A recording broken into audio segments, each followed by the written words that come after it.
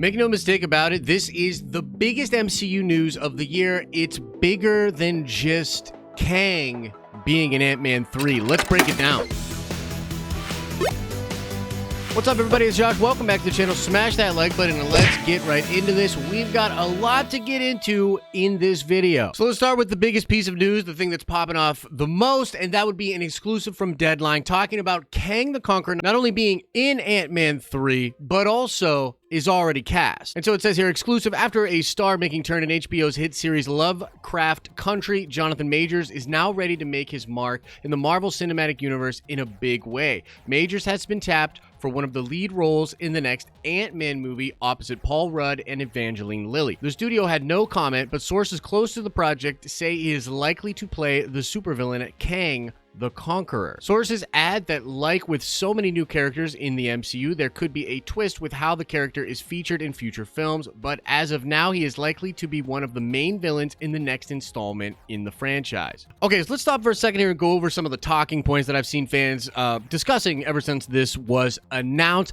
and then I will explain why this is so freaking cool and what it points to as far as the future of the MCU. Yes, this involves Fantastic Four, but we'll get there. Okay, so let's get this out of the way. Kang the Conqueror is black. Yes, Kang the Conqueror is going to be black. I've seen some people have a problem with this at face level, but most people really don't care. I mean, I haven't seen Lovecraft Country, although many of you have been telling me to check it out. I guess now I have to. But just looking at Jonathan Majors, he looks like he could be Kang the Conqueror. Like, you guys know Kang the Conqueror is going to be in a lot of makeup and be wearing, armor and be from the far future. This dude looks like he could totally pull that off. He's got the bone structure for it. He looks athletic. He looks intimidating. He looks a little villainous. I think it's perfect. But what's interesting is I saw a lot of fans saying, well, doesn't this then mean that the Fantastic Four will be black in the MCU? And that could be the case, but this technically does not indicate that, because it is actually not clear whether or not Kang is actually related to Reed Richards. His name is Nathaniel Richards, and he could be related to the Richards, but we don't really know, and he is from the 31st century. So a couple of very important things. Number one, yeah, the Richards family could be black in the MCU. I wouldn't necessarily have a problem with that. Some people would. They don't like race changing. They don't like all of these changes. Change bad. I know, like change. But number one, he doesn't necessarily have to be related to them. And number two, it's a long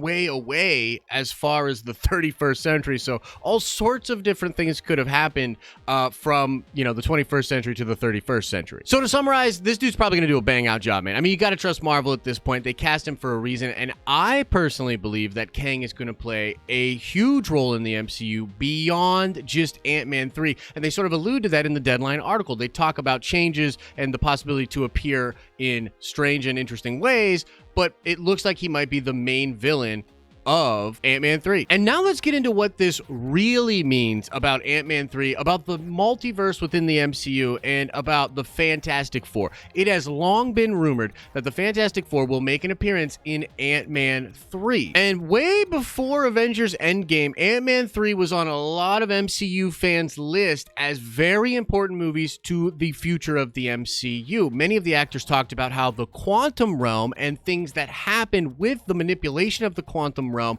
will have consequences that will be explored in Ant-Man 3. The multiverse itself and the breaking of the multiverse may well be established in Ant-Man 3. And those rumors about the Fantastic Four colliding with the rumors of Kang the Conqueror are all the more delicious because, as we just mentioned, it is possible they are related to each other, and the Fantastic Four have many run-ins with Kang the Conqueror. And you might be like, wow, that sounds like a lot for an Ant-Man movie. I don't know, Josh. Enter this new report from a new Marvel insider. You can see right here in this tweet that Christopher Mark is explaining that Ant-Man 3 is well into pre-production, and big is going to be an understatement. There is a reason this movie is moving to the stages home to Bond and Star Wars. Expect some massive action sequences. Can confirm it's aiming for a 2022 release. We'll see if that sticks. And you'll remember also that there are rumors of MODOK being in this film as well. And I think what's really happening here,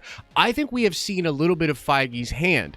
I believe that Ant-Man 3, in the context of the continuity moving out of Endgame, is an incredibly important film and will likely be some kind of an Avengers-esque level of movie. Now, this is smart, number one, because it's a proven franchise that will get fans of phase 1, 2, and 3 to show up to, and you can leverage that attention and jam-pack that movie full of a ton of cool Marvel things and kind of create it like an Avengers-like movie with the franchise tag of Ant-Man. I believe a similar thing is going to be done for Thor 4, and I'm damn sure that this is going to happen for Doctor Strange 2 Into the Multiverse of Madness, which to me feels like the next level of what they might establish in Ant-Man 3. And if you've been following my speculation on what the next Thanos level villain and drama is going to be for the MCU, I have told you I believe it to be Battle World and Secret Wars, but it is going to take some time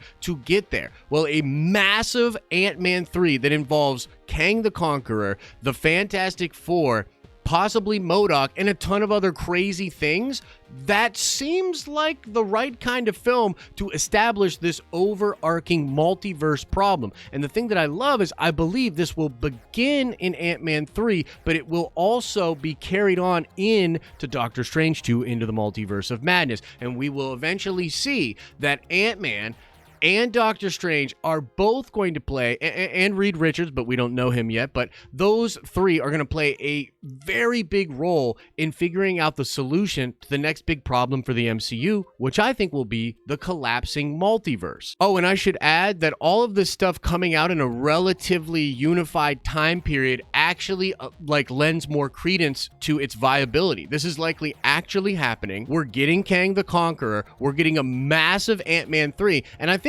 Feige's hand is slightly like Phase 4 was really going to be about introducing all these new Avengers and giving him the time to set up these massive movies, which are really going to take us back to that late Phase 3 type of a vibe from the MCU, in which all the films feel very much connected and are thrusting us forward in a very crazy story. But that's the news and the speculation, guys. We have a Kang the Conqueror. Kang the Conqueror is coming in Ant-Man 3, and Ant-Man 3 is said to be a massive film, rumored to be including the Fantastic Four as well. I need to know what you're thinking about this crazy news, so let us know in the comment section below. And now let's shout out Garrett Towsley. Yes, indeed, Dr. Pershing is the name of the doctor that saves Baby Yoda in The Mandalorian. And now let's ask another nerd card question before we get out of here. I want to know, what century is Iron Lad from when he comes back and forms the Young Avengers? If you like this video, drop a like on it, and if you're liking the content over here, you will absolutely love the live streams we do straight from Nerd Avengers Tower Monday through Friday starting at 10 a.m. Eastern Standard Time. As I always say, I hope you're having an awesome and a nerdy day, and I'll see you in the next video.